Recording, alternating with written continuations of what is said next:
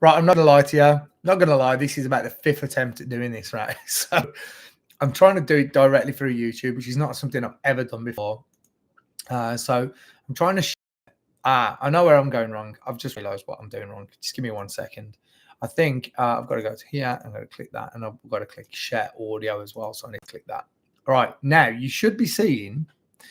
Hopefully, you should be seeing a live feed of my screen, and you should hopefully be getting some sound as well. And I'm just going to check that through my phone. So you're going to have to excuse me for just 1 second while I do that. You're gonna have to excuse me for just 1 second while I do that. Yeah, okay, we got sound.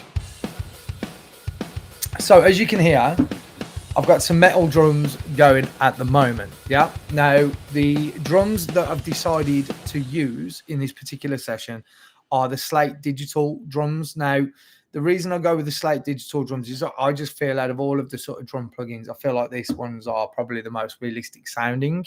But as you can hear, I've made a couple of little changes to them. So first thing I've done is in the kit, I've selected, I love the kit. It sounded great. However, there was just one thing in there I wasn't a particular fan of. So what I did was I came in to the snare direct. And if you notice here where it's got tune, I've down tuned it 100% because it was just too thwacky for me, and I wanted a more sort of solid low end sound. So that's something I've done, and I increased. I just brought the volume of it down just a touch as well because it was just a bit too much. So I did that first, and this is what it sounded like.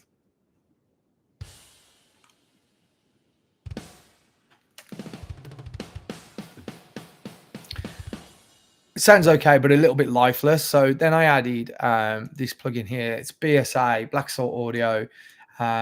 This compresses it, adds what it calls heat, which feels like saturation. Bit of attack, tone, shaping, adds a little bit where more sort of high end or low end, depending on what you want. And then salt. This just sort of, I don't know, it just gives it an overall presence, is what I'm hearing anyway. But if you just have a quick listen to the before and after.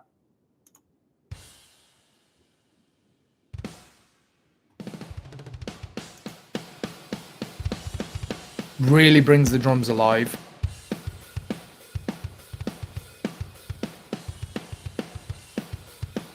Really brings them alive. And then just to sort of tame some of them transients, what I've done over here is I've then used IDX. There's one here, a preset called Drum Tension. If you just hear the difference with that off first. And we click over here. Let's have a go.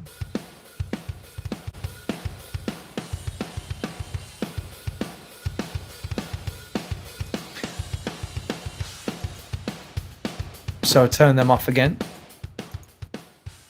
Bit flat sounding, not really sort of giving us much of anything really.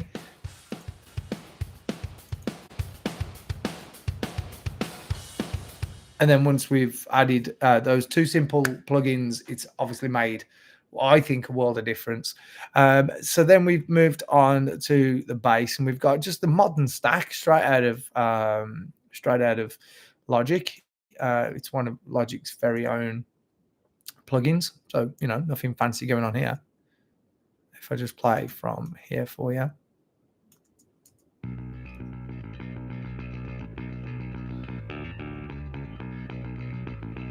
So this is the bass I'm working with in Logic. It's boosted some of the sort of higher frequencies a little bit, so it cuts through a little bit more. As you can see, a little boost here on the treble. And then I've used Curves EQ just to sort of tweak it further and get rid of some of them sort of bad frequencies with some dynamic compression going on there. And then again, just a transient shaper here, tamer with steady with IDX again. And I've just gone for one called Steady Bass and then just tweaked it to where I thought it sounded good. If I just turn these off.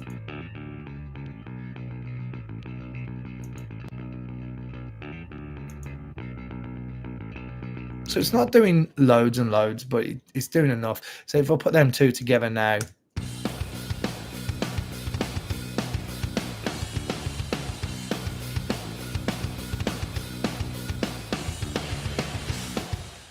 Then we've got our guitars. Now I've packed my guitars up into a folder. So you've got your rhythm left and rhythm right, and then you've got in the chorus here as well. You've got a little bit more going on to sort of make the guitar seem a little bit fatter in that sort of chorus area. But let me just show you what we got going on with the guitars. Initially, we got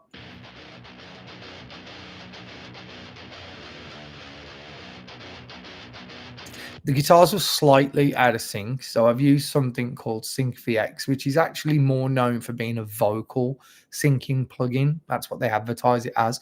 But I found with rhythmic guitar, it actually works really, really well. So you don't need to worry about it. It will work. I think it will work with various instruments actually. But anyway, so I did that. Then then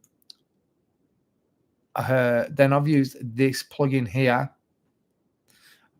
and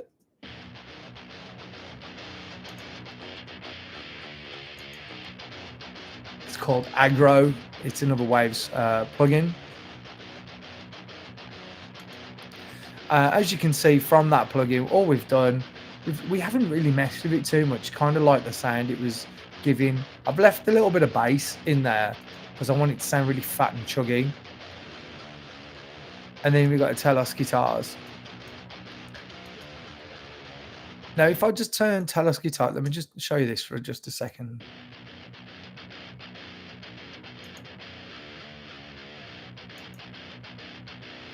If I just go to the left channel, sorry. And I'll go to Telos guitars here, what we got going on. A little bit flat again, not really doing anything. Then we've gone with a preset here called Modern and Bright. Cut a little bit of the low, boosted a little bit of the low again, and the mids and the highs. But we've used this de-harshening tool to sort of take away some of the harshness of the highs that we added. A little bit of this thing called chug control. All I can say is it just kind of tames everything just a touch. Like it just makes everything sound a little and then saturation again. So it's a cool plugin, really simple to use, exactly how I like my plugins to be honest.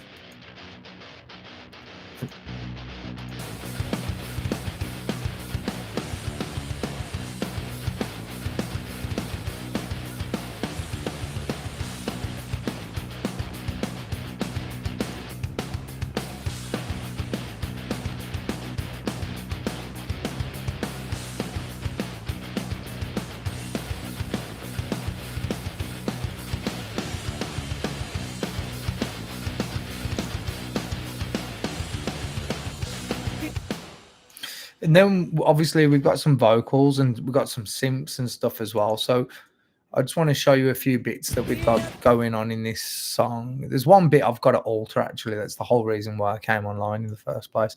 So you got this lead guitar. Now with the lead guitar, what I've done here,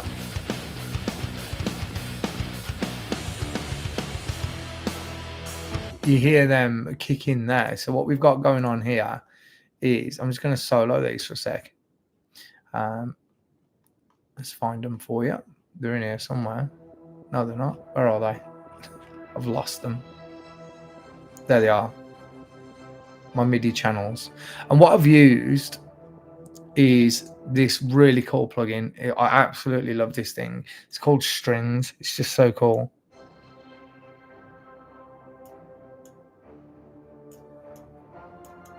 It's got a really like dramatic kind of almost like movie-esque movie score kind of feel to it.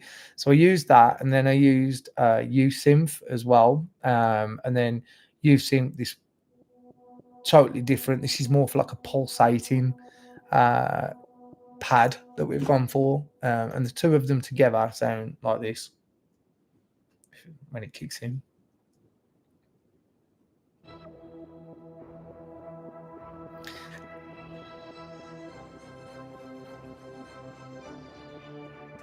Admittedly, it sounds weird on its own, but like when I add everything in, if you hear it, when it all kicks in.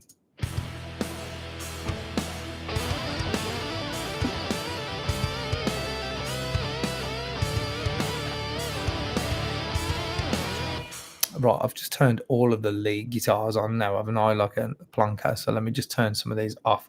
So that one there and that one there, they should technically be muted now, I think. There's one more of these that I need though. So I've got the lead here, that one and that one. I need that one. I need that one on. So what we've got going on here is this. So you got main lead solo going on here.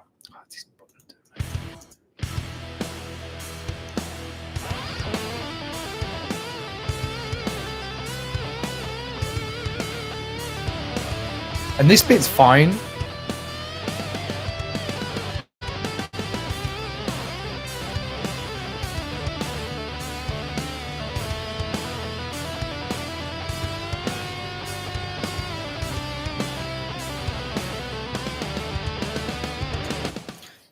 But where we was running into a problem was this next bit. So we've got the vocals coming back in, and I think what's happening is I think this guitar was just a little bit too loud in the mix. So we've cut them and we've dropped them onto a new track. Hi guys, for anybody that's watching, get in touch, say hello, let me know where you're from.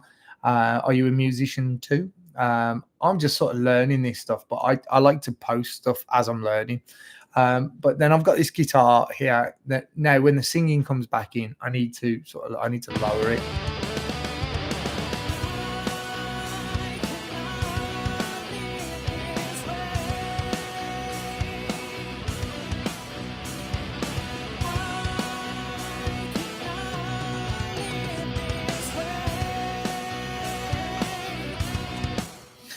That's cool. So now what I need to do is I need to get into the vocals a little bit more because the vocals are just really quiet at the moment, and we obviously don't want that. So we want the vocals to be pumped up a little bit more.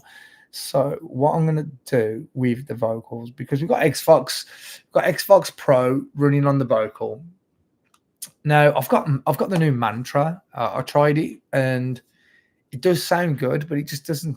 I couldn't get it to suit Emma's voice, so I've decided to go with using this. The only thing I am going to do differently though, because I feel like it still needs a little bit of extra punch, I'm just going to add another compressor in here. I'm just going to go into the presets and I'm going to find studio vocal, and I just want to shave off. Let me just show you what I'm doing.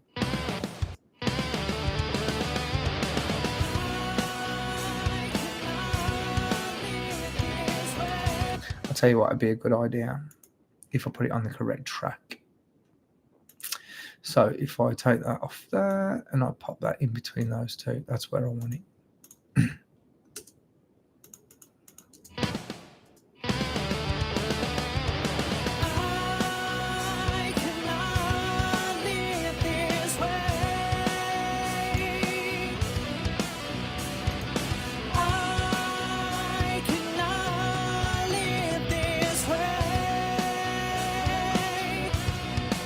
I'm going to copy that over. I'm also using this thing called X-Rider as well and setting the sensitivity to about 70% to make sure that everything's sort of more precise in regards to the compression. So I've got about 3 layers of compression, but each one's only just doing a little bit. The first one's doing about 2 or 3 dB. Then the studio compressor is just doing a little bit more. I don't know why, but on this particular vocal, I just felt like it needed it. But normally I wouldn't do that. Normally I'd only use the one, but potentially the X-Rider as well. But for this one, I needed it. So yeah, let me know what you think of this song. I'll show you a little bit more of it in a sec.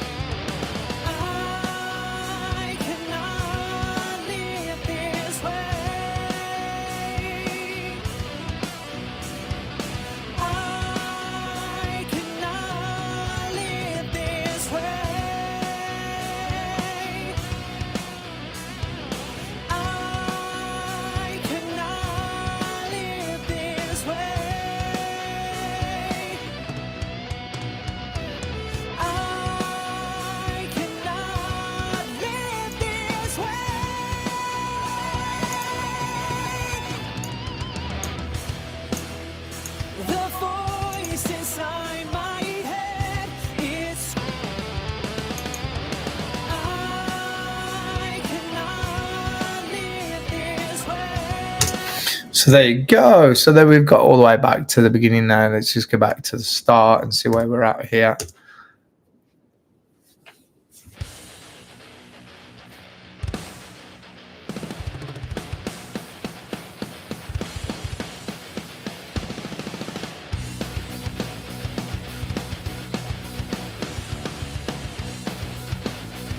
Much better.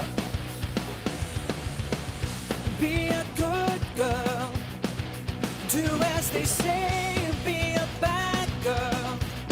It's better that way. Do as they tell you.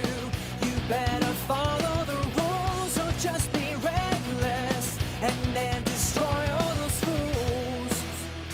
The voice inside my head is screaming for direction, but the dark inside instead screams out for connection. I cannot live this way.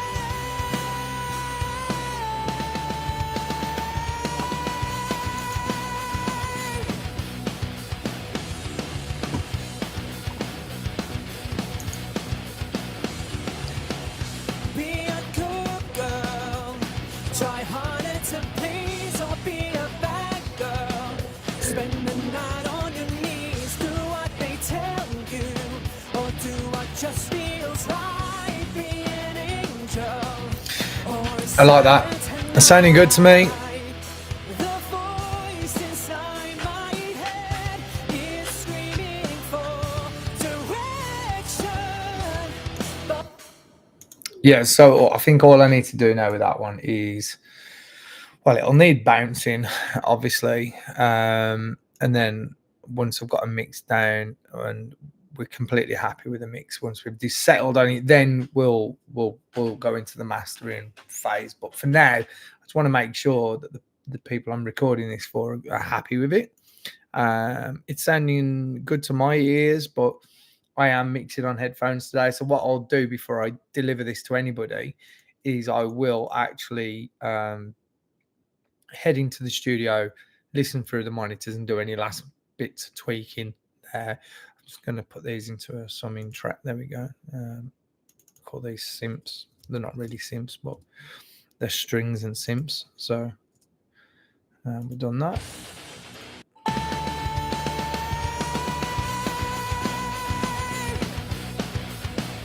It's definitely feeling a bit more of a balanced mix now in my headphones anyway. be a good girl. Try harder to please or be a bad girl. Spend the night on your knees. Do what they tell you or do what just feels right. Be an angel or a siren tonight.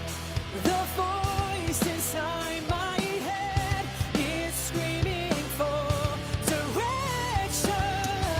Right, I'm not going to ruin it. They have said that I can use all of this footage for the YouTube channel. They're pretty cool with me using things. I'm helping them out in quite a lot over the next sort of coming year or so. So yeah, there's going to be tons of work I'm going to be doing with this particular band. But I just thought I'd show you what I've done inside of this mix. It's really simple. It's I've not done anything difficult at all. In fact, I've used quite minimalistic approach to the way I use plugins. I don't like using loads of them.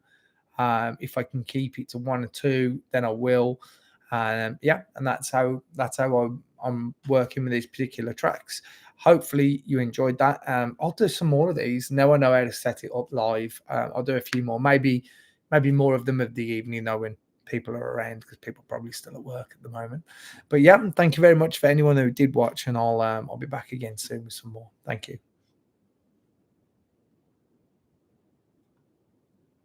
I've just now got to work out how I turn this off.